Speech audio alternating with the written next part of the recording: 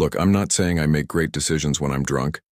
I'm just saying that some of my worst decisions have led to my best stories, and this one started with 3 glasses of fermented kelp juice and a really punchable alien prince. My name is Mara Kovac, and I fix things. Engines, life support systems, that weird rattling noise your ship makes that you've been ignoring for 6 months. If it's broken and mechanical, I can probably jury-rig it back to life with spit, spite, and whatever's lying around.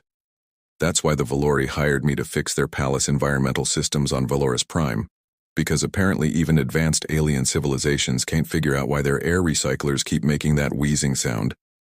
The Valori look like someone crossed a praying mantis with a peacock and gave it delusions of grandeur, 6 arms, iridescent carapaces, and an attitude problem that spans galaxies.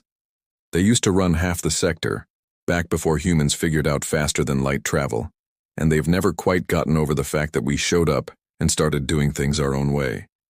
Which brings me to Prince Kael'thor. Picture the most arrogant trust fund kid you've ever met. Give him 6 arms and compound eyes, and then imagine he's never heard the word no in his entire life. That's Kael'thor. He invited me to some kind of royal feast, which I thought was nice until I realized I was basically the evening's entertainment. The human novelty act. I was 3 drinks in when he started. "Tell me, human engineer," he said, his voice dripping with condescension. "Is it true your species only developed quantum drives by accidentally discovering them? How delightfully primitive." The whole court laughed. Delicate, tinkling laughter that made me want to punch something. At least we don't build quantum stabilizers that look like a Rube Goldberg machine designed by committee. I shot back. "Seriously, I've seen your engine rooms. You've got 17 redundant systems doing the job of 3. It's not sophisticated, it's just overcomplicated." The laughter stopped. Kael'thor's antennae twitched, which I'd learned meant he was either amused or furious. "How dare you?" he said, but he was smiling. "Our technology has been refined over millennia. What would a human know about true engineering? Enough to know that efficiency beats elegance every time." That's when he made the bet. "If you're so clever," Kael'thor said, rising from his throne, this massive crystalline monstrosity that probably cost more than my entire ship, "surely you could turn this into something functional, something useful beyond serving as a seat for your betters." The throne glittered in the light, covered in precious metals and humming with some kind of low-level energy field. It was absurd, ostentatious, and probably welded to the floor. "What are the stakes?" I asked. "If you succeed, I'll admit human engineering has merit. If you fail, you're banned from Valori space forever." I should have said no. I should have finished my drink, excused myself, and gone back to fixing air recyclers. Instead, fueled by alcohol and wounded pride, I stood up. "You've got a deal." Kael'thor's smile widened. "Excellent. You have 10 days. I look forward to your failure." It wasn't until I was back in my quarters, head pounding and kelp juice regret setting in, that I realized what I'd actually agreed to. Turn a throne into something functional. A ceremonial artifact that probably dated back centuries. In 10 days. I'd made some stupid bets before, but this one might actually end my career. Morning brought sobriety, regret, and a message from the palace that I was expected to begin my work immediately. Apparently, word of the bet had spread, and now half the court wanted to watch me fail. The throne room was empty when I arrived, just me and several tons of crystalline smugness. Up close, the throne was even more ridiculous. It rose about 15 feet high, covered in intricate carvings and inlaid with metals I didn't recognize. Energy fields shimmered across its surface, and I could hear a faint humming coming from somewhere inside. "Right," I muttered, pulling out my scanner. "Let's see what we're working with." The readings made me stop. Then check my scanner. Then check it again. The throne wasn't just decorative. Buried under all that ornamental nonsense was actual tech. A power core, for starters, still active after what had to be centuries. Navigation crystals dormant but intact. And unless my scanner was completely broken, what looked like a primitive propulsion system. You've got to be kidding me. Talking to yourself is a sign of inferior cognitive function. I spun around. A young Valori stood in the doorway, smaller than the adults I'd seen, carapace still showing hints of juvenile blue. They carried a tray of what I assumed was food. And sneaking up on people is a sign of being annoying, I said. Who are you? Pip. I'm assigned to assist you, also to report back if you try to steal anything. They set the tray down and moved closer, eye stalks extending to peer at my scanner. What did you find? I hesitated. Something about Pip felt different from the other Valori I'd met. Less judgmental, more curious. This throne, I said slowly, it's not just a throne. It's built on top of something. Something that was designed to move. Pip's antennae perked up. Oh, that makes sense, actually. Want to elaborate? They glanced at the door, then moved closer. 800 years ago, the Valori throne wasn't a throne. It was a ship. A small one, used by the ruling family for ritual flights. Over time, it got buried under additions and decorations until everyone forgot what it really was.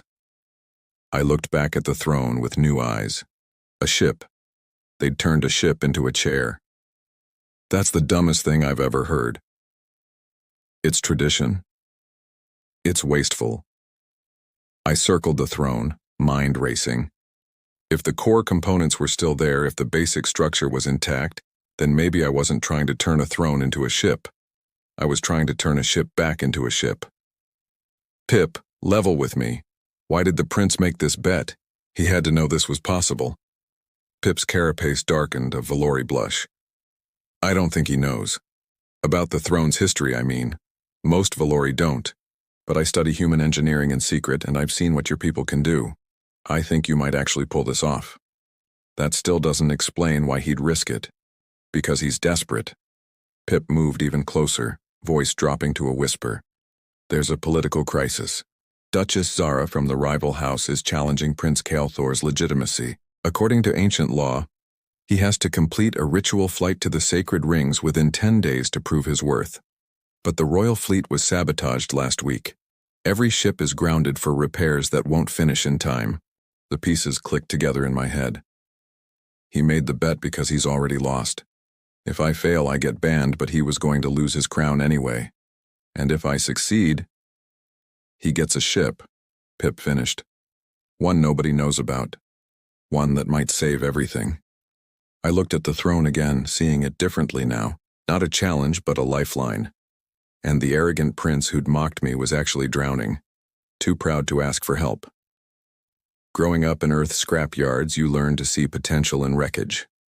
This was just another salvage job. Only the parts happened to be covered in gold, and the client happened to be a pompous alien royal. All right, I said, pulling out my tools. Let's build a spaceship. Stripping down the throne was like archaeological excavation. If archaeology involved power tools and a complete disregard for historical preservation. Each layer of decoration we removed revealed more of the original structure underneath, and with every discovery I became more convinced this would actually work. Hand me the plasma cutter, I said, and Pip passed it over with their lower right arm while using their other limbs to hold stabilizing cables. Having an assistant with 6 arms was honestly unfair. I was getting spoiled.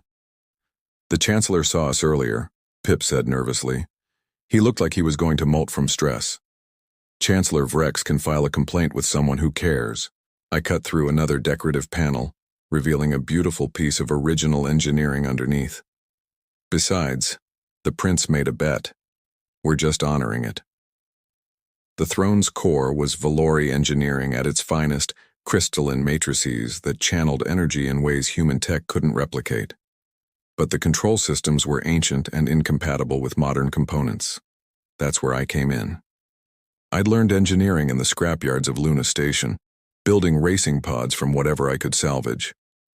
The first rule of scrapyard engineering is that everything is a potential part for something else. The second rule is that if 2 things don't fit together, you're not trying hard enough. We need heat exchangers, I said, studying the power flow. Something that can handle high-energy plasma without melting. The royal kitchens have plasma heaters for the ceremonial feasts, Pip suggested. Perfect, go steal 2 of them. I can't just steal from the royal kitchens. Fine, go borrow them permanently without asking. Pip's antennae drooped, and what I'd learned was their version of a sigh, but they scuttled off.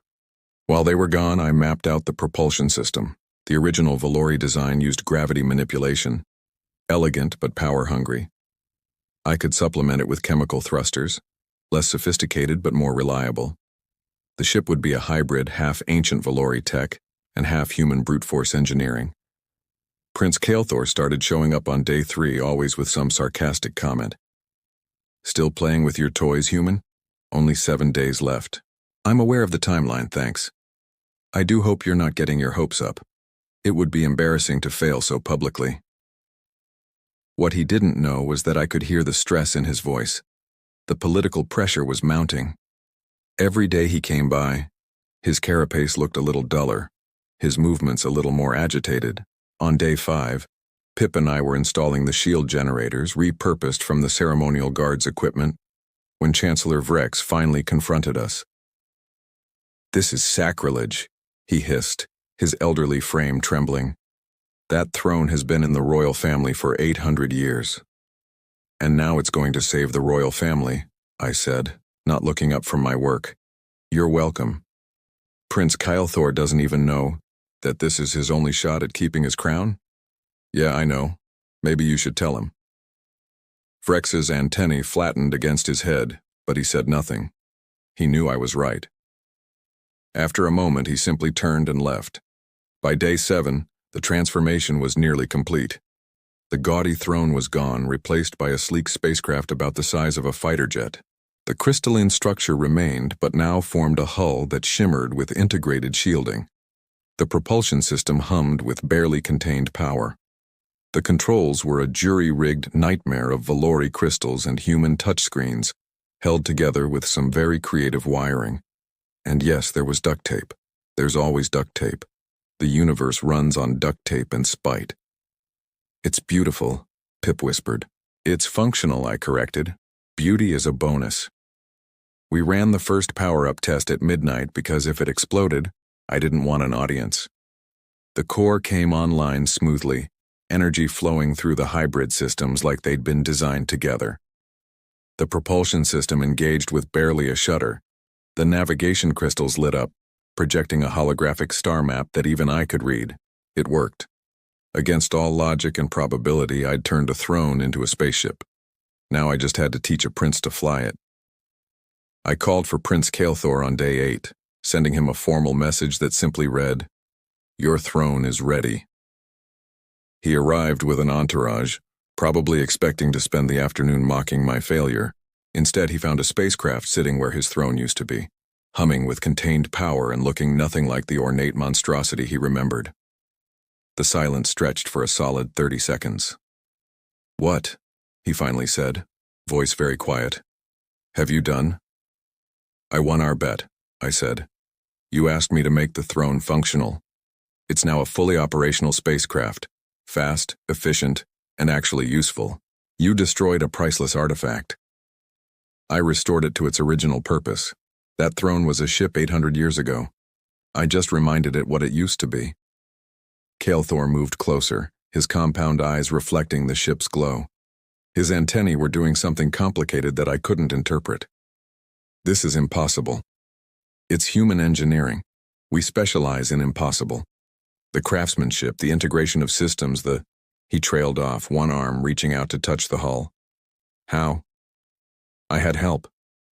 I nodded to Pip, who was trying very hard to be invisible in the corner. "And I had good bones to work with. Valori engineering is solid. It just needed someone willing to strip away the unnecessary parts." Kael'thor turned to me, and for the first time since I'd met him, he looked uncertain. "I cannot fly this." "Excuse me?" "I cannot fly this," he repeated, louder now, frustrated. "I've never piloted anything. I've always had pilots, navigators, entire crews. I don't know how." And there it was. The real reason he'd been so hostile, so defensive. He was terrified. "Why didn't you just ask for help?" I demanded. "Why make it a bet? Why the whole performance? Because admitting I need a human's help, admitting that human engineering might be superior, that felt like admitting my entire species is obsolete." The words burst out of him, 800 years of decline and cultural anxiety packed into one sentence. "We used to rule half the galaxy. Now we can't even keep our ships running without sabotage destroying us. And then humans show up, barely off your own planet, and you're already doing things better than we ever did. I stared at him. Behind the arrogance, behind the condescension, was just a scared guy trying to live up to an impossible legacy. Your Highness, I said, softening my tone, innovation isn't about replacing what came before. It's about building on it. I couldn't have made this ship without Valori technology as the foundation. Those crystalline matrices, the energy flow systems, the way your people think about propulsion, that's genius. I just added some human chaos to the mix. Human chaos, he repeated. It's our specialty. Look, I'll make you a deal. I'll pilot this thing for you, get you to the sacred rings, complete your ritual. But afterward, you publicly acknowledge that human-Valori cooperation has value. Fund a technical exchange program. Let our species actually work together instead of competing. Kyle Thor's antennae twitched. And if we fail? If the ship doesn't make it? Then we fail together, and at least we tried something new. That's better than sitting on a fancy chair waiting for your dynasty to end. He was quiet for a long moment, and I could see the internal struggle playing out across his features. Pride versus pragmatism. Tradition versus survival. Finally, he extended one arm, the Valori equivalent of a handshake. You have a deal, Mara Kovac. Let's save my kingdom with your chaos. I took his hand, trying not to think about how we had less than 48 hours to fly through an asteroid field that was specifically designed to kill people. This was either going to be my greatest triumph or my most spectacular failure. Probably both. Launch day arrived with all the pomp and ceremony you'd expect from an alien monarchy, which meant I was wearing an uncomfortable formal suit and trying not to sweat through it. The landing pad was crowded with Valori nobles, all wearing their fanciest carapace polish and their best judgmental expressions. Duchess Zara stood at the front, her crimson markings sharp against her black carapace. She looked like she'd already won. How quaint, she called out as Kael'thor and I approached the ship. The prince arrives with his pet human. Tell me, will she do tricks before you fail? Funny, I muttered to Kael'thor. She's exactly as pleasant as you described. She gets worse. We boarded the ship, Kael'thor folding himself into the co-pilot seat while I took the controls. The interior was cramped, designed for Valori proportions, but I'd added adjustments during the build. Most importantly, everything was within reach. Mara? A voice from the back made me jump. Pip? What are you doing here? The young Valori emerged from behind the secondary power core, looking sheepish. Moral support? Also, I know the ancient navigation protocols better than anyone. You might need me. You sneaked onto a ship that might explode. It won't explode. You built it. I couldn't argue with that logic. Strap in. We're launching. The flight to the sacred rings should take 6 hours through the Valdris asteroid field, a navigational nightmare that had been used as a test of worthiness for centuries. I'd studied the route, run simulations, and prepared as much as possible in 2 days. Nothing prepared me for the reality. We hit the first wave of asteroids at high speed, and immediately every alarm I'd installed started screaming. The navigation crystals were reading distances in Valori astronomical units, which meant absolutely nothing to me. The hybrid propulsion system was pulling power unevenly, and there was a rattling noise coming from somewhere in the engine assembly that definitely wasn't there during testing. Kael'thor, I need those navigation readings in standard units. I'm trying. The conversion protocols are ancient. An asteroid the size of a bus loomed ahead. I yanked the controls and the ship responded beautifully, spinning through a gap I wouldn't have attempted in a purpose-built fighter. The Valori engineering gave us maneuverability that human ships couldn't match. Pip, what's that rattling? Checking. They scrambled through the cramped interior, all 6 arms working to open access panels. Another asteroid, this one trailing smaller fragments. I dove under it, feeling the gravity fields tug at our hull. The shields held. Barely. Found it. Pip's voice was panicked. Mara, there's a device attached to the power core. It's not supposed to be here. My blood ran cold. What kind of device? Some kind of destabilizer. It's breaking down the engine synchronization. Sabotage. Duchess Zara hadn't just shown up to watch us fail. She'd made sure we would. Can you remove it? Not while we're flying. The vibrations will make it explode if I try. Fantastic. I corkscrewed around a cluster of asteroids, the ship's frame groaning. Kael'thor, find me somewhere to land, somewhere flat and stable. In an asteroid field? Yes, in an asteroid field. He worked the navigation crystals with surprising competence, hands flying across the display. There, asteroid 773. It has a flat surface, minimal rotation. Minimal rotation. Great. Hold on. Landing on a moving asteroid while dodging other moving asteroids while your engine is slowly dying is not something they teach in flight school, mostly because it's insane. But I'd landed damaged ships in scrapyards during magnetic storms, and this was basically the same thing, except in space, with aliens, and with my career on the line. The ship touched down hard, throwing us against our restraints. I killed the engine immediately. Everyone out, we fix this now. The asteroid's surface was rough, covered in metallic dust that clung to everything. I'd never done a spacewalk in a Valori suit before, but there's a first time for everything. Pip led us to the access panel, and together we pulled it open. The destabilizer was a nasty piece of work, pulsing with energy and attached directly to the power core's main feed. One wrong move, and it would overload everything. I need tools, I said. And I need someone with steady hands. I have 6 hands, Kael'thor said. Tell me what to do. For the next 20 minutes we worked in perfect synchronization. I called out instructions. Kael'thor held components steady and Pip managed power distribution. The prince's 6 arms were perfect for the task, able to reach multiple points simultaneously. When I disconnect this, I said, gripping the destabilizer's main coupling, the power feedback is going to spike. Pip, be ready to shunt it to the secondary buffers. Kael'thor, hold these 3 connections exactly where they are. Ready, they both said. I pulled. The destabilizer came free with a shower of sparks, and I threw it as hard as I could into space. The power core fluctuated wildly, but Pip redirected the surge and Kael'thor's steady grip kept the critical connections intact. Slowly, the system stabilized. We did it, Pip breathed. We did it, Kael'thor echoed, sounding amazed. We did half of it, I corrected. Now we have to actually finish the flight, and we've got 40 minutes to make a 6-hour destination. Back in the ship, I pushed the hybrid engines to their absolute limit. The Valori power core screamed, the human thrusters burned at maximum, and somehow, impossibly, we made it work. The sacred rings appeared ahead, massive structures of ancient metal that orbited a dead star. We dove through them with seconds to spare, the ritual flight complete. Kael'thor's crown was secure. The return to Valoris Prime was very different from our departure. This time we landed to cheers instead of judgment, and Duchess Zara was nowhere to be seen. Apparently sabotage is frowned upon, even in alien politics. The grand ceremony took place in the largest hall I'd ever seen, filled with Valori nobles and broadcast across their entire civilization.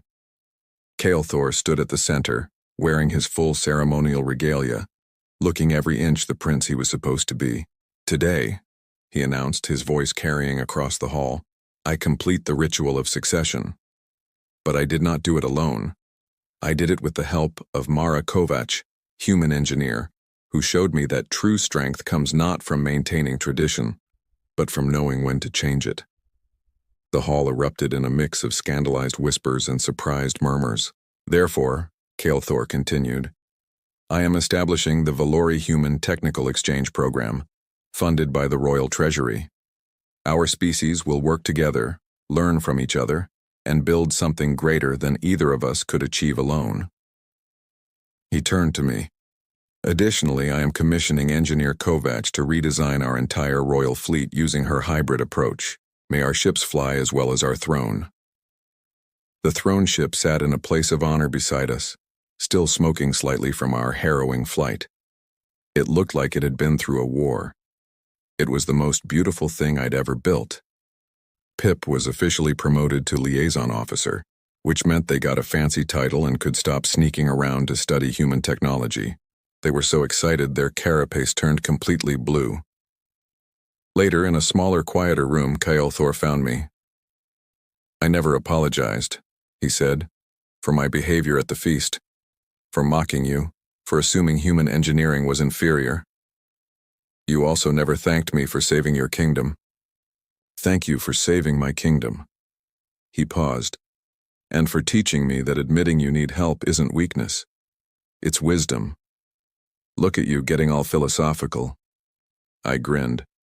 "What are you going to use as a throne now, anyway?" Thor gestured to a simple chair in the corner, functional and unadorned. "Honestly, that old thing was always uncomfortable. This is much better." I laughed, and after a moment he joined in. Walking back to my quarters that night, I thought about how far we'd come in 10 days. From mutual contempt to genuine respect. From a useless throne to a working spacecraft. From two species competing to two species collaborating. The best engineering happens when you combine different perspectives, different approaches, different kinds of chaos. Valori precision plus human improvisation. Ancient wisdom plus contemporary innovation. I should probably stop accepting bets while drunk. But then again, where would be the fun in that? My communicator buzzed with a new message. Another engineering contract, this time from the Valori military. They wanted me to look at their capital ships. I smiled and started making plans. After all, I fix things, and apparently I'd just fixed 800 years of decline with nothing but spite, duct tape, and a really uncomfortable throne. Humanity, indeed.